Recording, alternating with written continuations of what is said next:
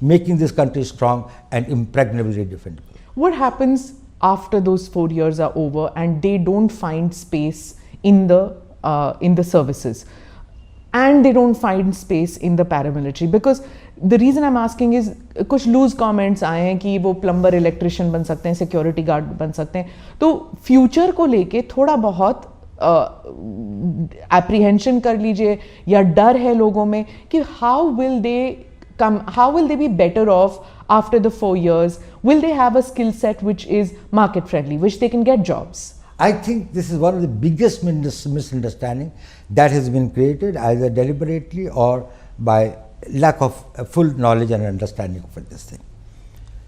We are talking about a young man who is 22 or 23 years old, has done 4 years of service and now is in the market. Compare him with any other 21, 22 years old man who has not become Agniveer. This person has become disciplined. He has got the capability to work in a team. He has learned skills. He has developed the confidence, and he is trainable. His mind and his vision, he has got an all India perspective. So he is much more equipped to face the society. On top of it, he has been given a qualification that will be +2. That makes him comparable with any other persons in his age group to which the others are joining. So there is no avenue that has been debarred or closed for him. इसके लिए वो सारे रास्ते खुले हैं. उसके बाद उसके पास में 11 लाख रुपए के लगभग पैसा भी है, जिससे वो कोई नया कोर्स कर सकता है, आगे की पढ़ाई कर सकता है, यूनिवर्सिटी में जाना चाहे तो यूनिवर्सिटी की पढ़ाई कर सकता है. उनमें से कोई अगर टेक्निकल स्किल्स ज्वाइन करना चाहे तो पॉलिटेक्निक्स और उसको ज्वाइन कर सकता है.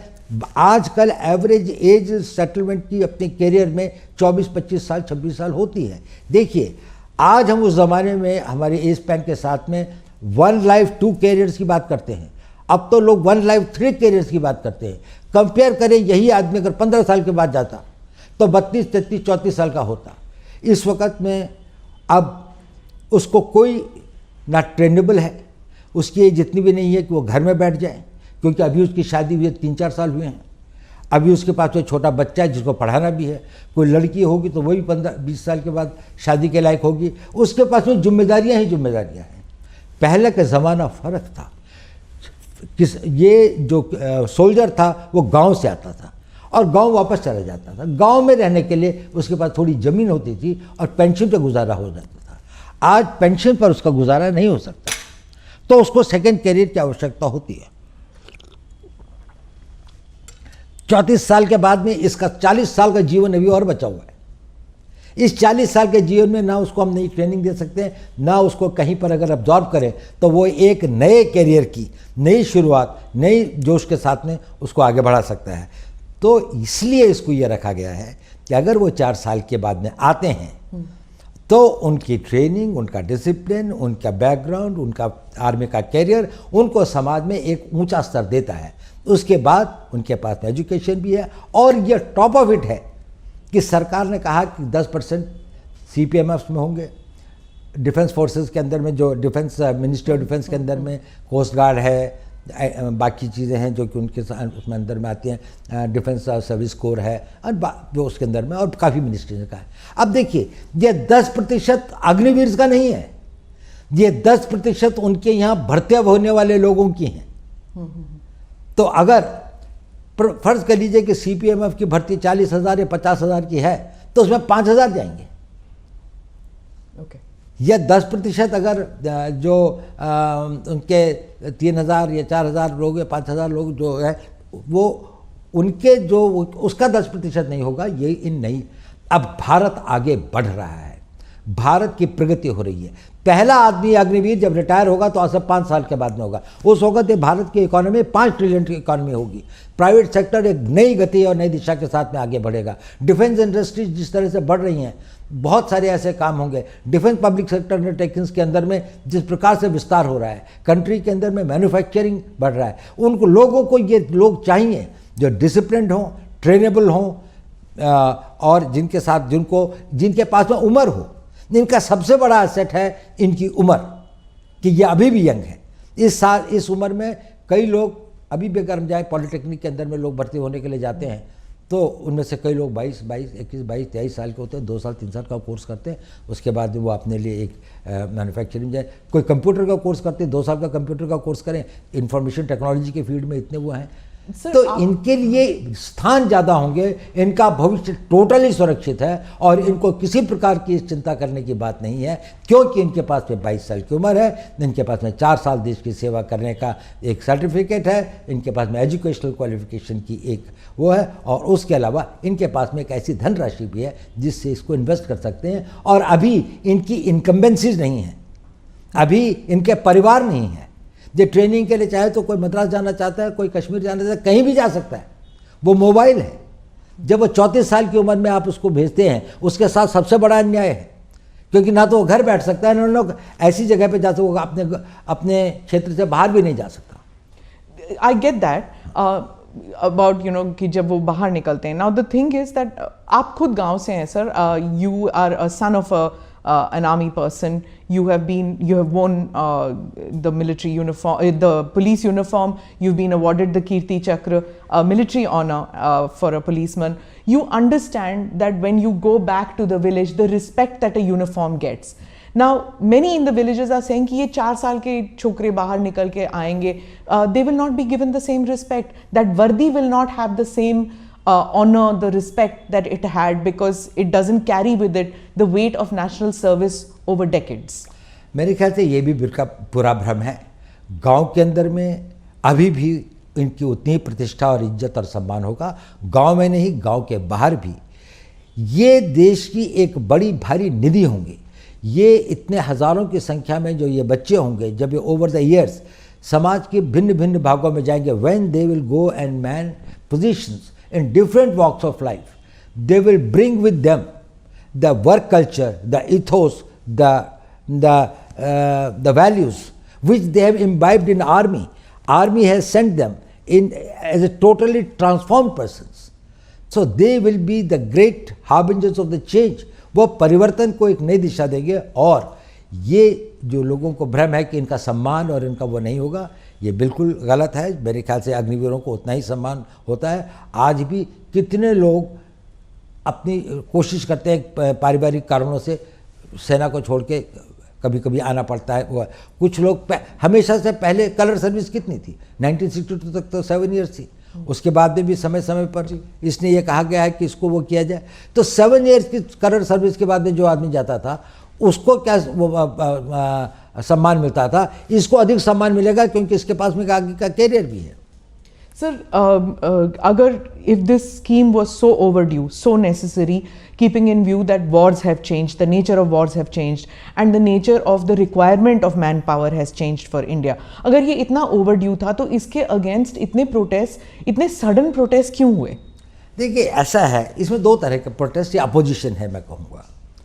एक तो ये है जो कंसर्न हैं, वो देशभक्त भी हैं, उन्होंने देश की सेवा भी की है और अपने जीवन का बड़ा भाग जो है देश के लिए अपनी जानों की बाजी भी लगाई है। उनको फियर ऑफ अननोन है और जब भी कोई परिवर्तन आता है, any time that a change comes, उसके साथ में जुड़ी हुई anxieties and fears are always there. कुछ भय होते हैं, कुछ आकांक्षाएं होती हैं, कुछ अनागतवती चिंताएं होती हैं जो आदमी को घेरती है। इतना बड़ा परिवर्तन, इतना बड़ा चेंज हो जाएगा तो कहीं ये तो नहीं सब कुछ पलट जाएगा।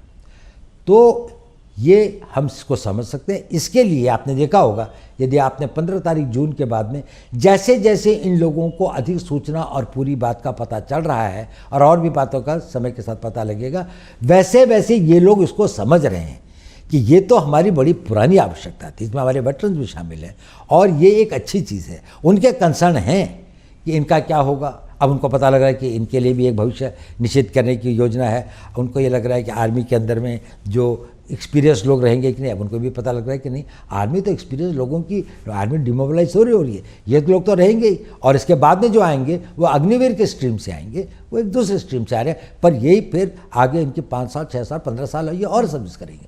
तो उनकी वो जो भय और आकांक्षाएं हैं उनमें धीरे धीरे कमी आ रही है। एक दूसरे वर्ग है, उसका ना राष्ट्र से कोई मतलब है, ना राष्ट्र की सुरक्षा से कोई मतलब है, ना वो राष्ट्र के प्रति इतने समर्पित हैं. उनके they are conflict entrepreneurs. What they want is that they want a conflict in the society. They would like to create anything which is close to the anarchy. Now these are the persons who will go for stone throwing, demonstrations, burning the trains and others, not what is the cause. But wherever there is an opportunity, they think that they can emotionalize or mislead the people, or they can have this thing. जो अग्निवीर बनने वाला होगा वो ना किसी प्रलोभन में आता है, ना वो किसी से बहकाया जा सकता है, ना वो किसी के द्वारा दुष्प्रचार के लिए प्रेरित किया जा सकता है. ये जितने लोग हैं, मुझे नहीं लगता कि ये वो लोग हैं जो कि सेना के लिए और सेना में जाने के लिए बहुत इच्छुक है, या जिनके पास में एक साइकिक मेंटल सेट है. वो अपने घर में बैठ कर तैयारी कर रहे होंगे. Didn't the security establishment anticipate कि ऐसे conflict entrepreneurs जो आप कह रहे हैं, that they will make use of this scheme to mislead people and to cause street unrest?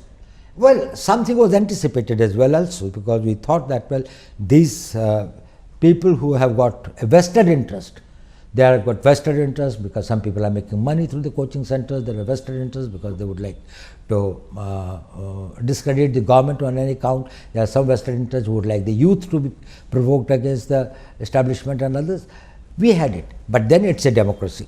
We cannot take the action and we cannot do this thing. But once they take and transgress those red lines where the limits of their freedoms start undermining the country's national security or internal security or the law and order or the peace of the country, certainly the action is taken and has been taken. So you think that in your opinion street protests are justified to a certain extent in a democracy? Do you agree with that? Well, I think that the protests or the raising your voice, expressing your this thing is justified and is permitted in a democracy. But this vandalism, but this violence, it is not permitted and will not be tolerated at all. So our security forces, I mean the state police, I mean out here, they were just not equipped to handle it. We saw for hours together coaches burning. Hours together the coaches were burning. There was no firefighting equipment in the railway stations. Railway police हम सिर्फ देखते हैं marching, but वहां पे कोई railway police नहीं थी. 4-5 घंटे trains were burning. We've seen protests with regard to, you know, the earlier protests also. 1 week they've been going on with regard to prophet remarks or with regard to anything. Policemen crying, sir, forces bhej dijiye. The impression one gets is that these reforms which you are bringing about in the forge, it's probably more needed for civilians, for the police. Well, I think reforms are required at various fronts. There's no doubt about it. I totally agree. Reforms are required in police, but it's such a huge country of 140 crore लोगों का देश है. इसके अंदर में कहीं कहीं जब कोई घटनाएं होती हैं, उसमें कहीं पर पुलिस की गलती होती है, कहीं पर सर्कमस्टेंसेस ऐसे होते हैं, कहीं पर सूचना का अभाव होता है.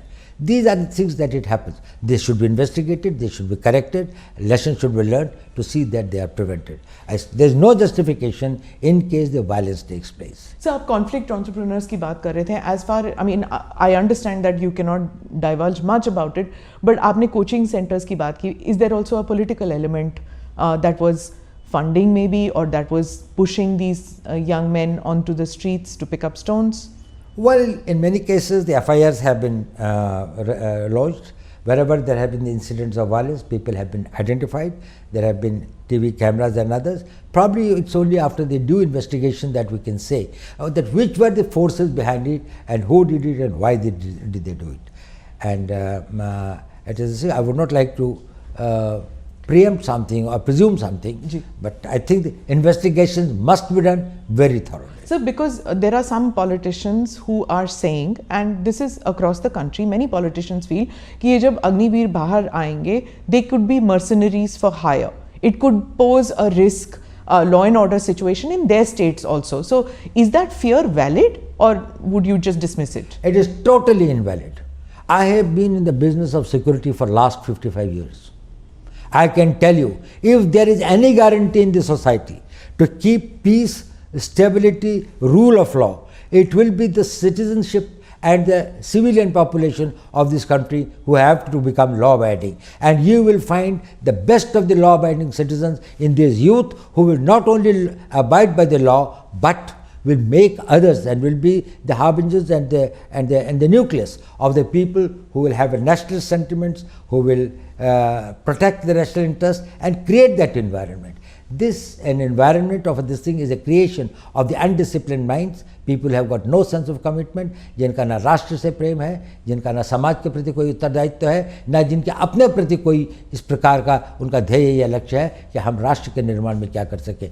ये लोग अच्छे लड़के होंगे, फिजिकली फिट होंगे, उसके बाद 4 साल की ट्रेनिंग में केवल इनके शरीर ही नहीं बढ़ते हैं, इनके मस्तिष्क के अंदर में भी एक ट्रांसफॉर्मेशन आता है, उनका सोचने का तरीका फ़र्क होता है, उनका एक नेशनल पर्सपेक्टिव बनता है, एक ऑल इंडिया पर्सपेक्टिव बनता है। जब ये समाज में जाएंगे और बड़ी संख्या में ओवर द ईयर्स समाज के, सरकार के, प्राइवेट सेक्टर के विभिन्न अंगों में जब ये होंगे तो ये अपने चारों तरफ, अपने परिवारों में, अपने गांव में एक ऐसे वातावरण का वो करेंगे और एक इस प्रकार की फोर्स की तरीके से इमर्ज होंगे जो कि हमारी इंटरनल सिक्योरिटी के लिए एक बड़ा भारी एसेट होगा।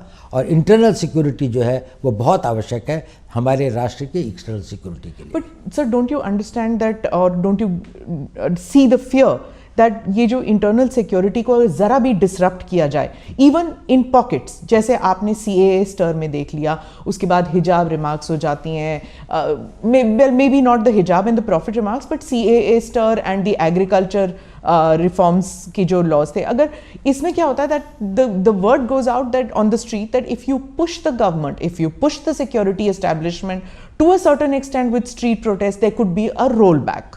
So is there any chance that because of these street protests there could be a rollback to the Agnipath scheme? There is no question of any rollback. There is no question. Let me tell you one thing. This is not something which is a knee-jerk reaction which has come overnight. This has been being debated and discussed for decades. In 70s we had General Krishna Rao committee, of which General Sundarji, General Chibbar, they were the members. They talked about reorganization and reforming of the army, including the manpower policy, technology and others. So you're talking 40 years back? No, not only that. It is not only 40 years back. Then there was this thing of the Arun Singh committee report in 1989. Then there was a group of ministers, this thing. Arun Singh committee would be 30 years then. So what you're telling me is systematically there have been... No. Every time it was being felt, there was this thing of the Subramanian committee report, the Kargil committee report. So again, that is 30 years. Again, then there was a group of ministers report. Okay. And then all these consistently had a refrain, go for a young army. So across governments, the army's demand. Across different political parties which have been in power. But there was a problem. While everybody realized that it was necessary, nobody had the will and the ability to take the risks. I'll tell you an example. Ministry of Defence in 2006 wrote a letter to the Ministry of the Ministry of Defence wrote a letter to the Ministry of Home Affairs that we are thinking of implementing this thing. Will the CPMFs be able to take some people on this thing, the reserve for that? Home Ministry gave a reply to the Defence Minister's letter that we are forming a committee under the Director General BSF to examine the matter. That committee's report has never seen by anyone. That letter of the Defence Minister was never sent back. Defence Minister never sent any reminder. It is that So when was this? It was in 2007. Okay. The letter was sent in 2006 and 2007 the committee was formed. So this is bureaucracy going round and round? No, it's not a bureaucracy. It was a political will. It is such a big problem. It's such a huge mass. Who will dare getting into it and bringing about the change? It can happen only with a leader like Prime Minister Modi, who will say that if this is in the national interest, if this will make India strong and secure, then no risk is big enough, then no cost is high enough. Even if it is a political cost, I will pay it, because he visualizes what happens to the Indian army 15 years from now. Security is not only thinking about your generation, also about the future generations. You will have an army which has been recruited and selected, and they have got manned by the people who have got the highest degree of fitness, agility, training, capabilities and others. They would be manning it. And then there will be a civil society in which you will have thousands of people who are there to bring about the change. They will be the catalysts of change. So Prime Minister Modi just yesterday has said that any kind of reforms that come, they disturb the status quo, who have benefited from status quo. Is it that this Prime Minister has the forge and the bureaucracy with him, that earlier Prime Ministers didn't have it, and that is why the MOD, the MHA, the defense, the uniformed soldier, they are not on the same page? Is it that the earlier Prime Ministers didn't have it and this Prime Minister has it? Well, yes, this Prime Minister, firstly, he has got a very clarity of vision, and he has got the ability to take decisions. He is very right in telling that all status quoists will have some doubts, will have some genuine fears. It requires a certain clarity. There's a lot of clutter and confusion, and to take it out, you need a very clear-headed leadership. When he is clear-headed, people down the line also become clear-headed. Probably the earlier regimes created a muddle because they themselves were not clear. What did they want? What transformation they want to bring about? And what is the cost, and are they prepared to pay that cost? With the Prime Minister, I think the entire army, and let me tell you one thing, late General Rawat, he is not here. He was one of the persons who was spearheading it very this way. Successive army chiefs in the last few years. I think it has been going on for last 3 years or something like that, that we had been deliberating and thinking and this thing like that. I had seen large number of meetings over this thing and other. Smallest point, smallest detail has been gone into, and there is a total support, there is a total commitment, there is a total desire, and also an enthusiasm about bringing about this change. These doubts were in our minds also. We resolved those doubts. Okay. We tried to find out how we can minimize that, how we can mitigate the possible threats and the dangers. So you've been with Mr. Modi since he took office in 2014. There's been a doctrinal shift in India's relations with Pakistan since he's become Prime Minister, since you've been the NSA. You've seen several regimes change in Pakistan. Do you think, from a security perspective, is it possible for this kind of, I will not talk to you, you have to stop terror, till then I will not talk to you? And can nations prosper with that attitude going forward? Now, I'll tell you one thing.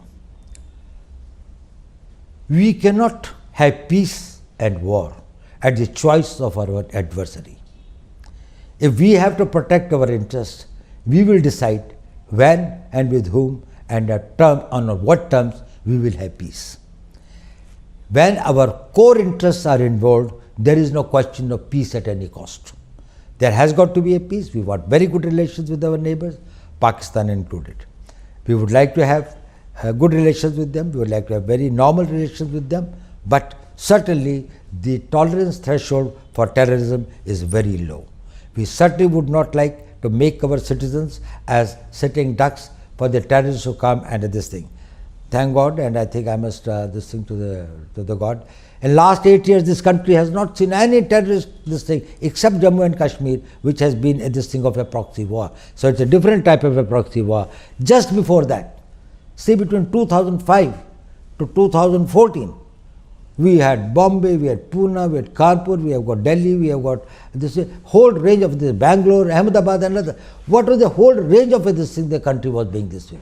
If we were not firm, if we were not very decisive, if we did not have the clarity, we will fight it.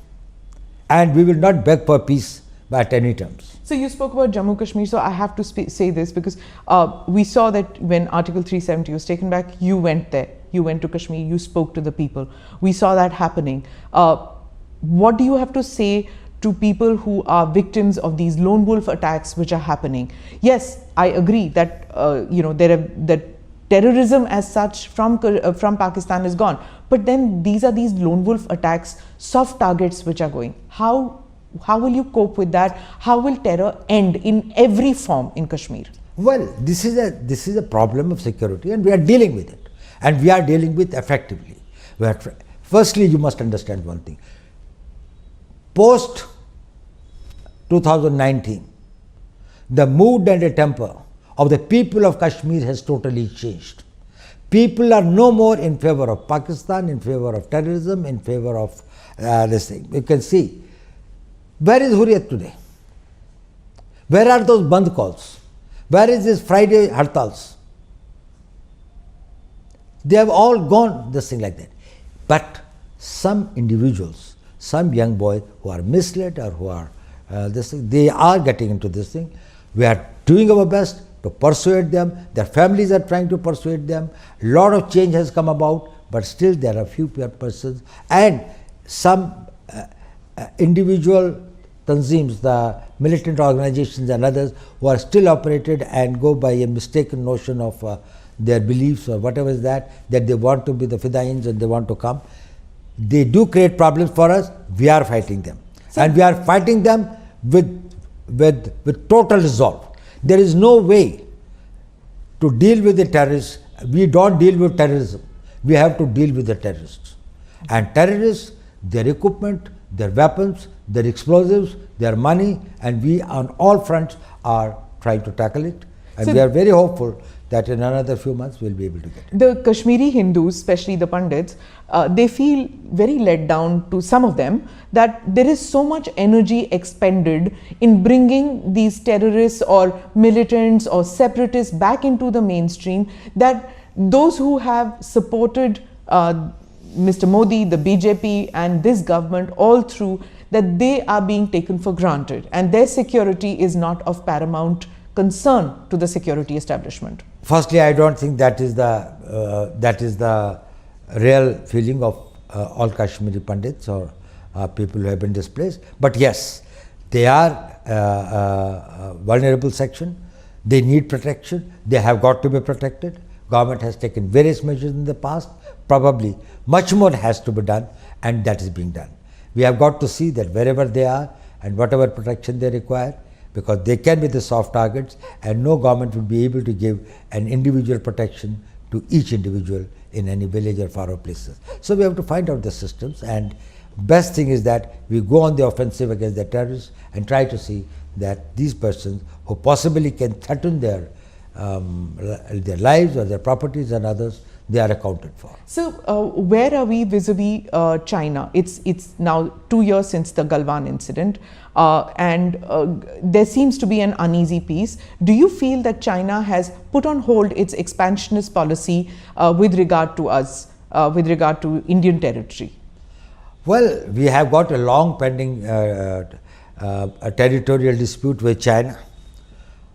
We have made our both intentions and this thing very clear to China, and they are aware of the fact that, well, we will not tolerate any transgression.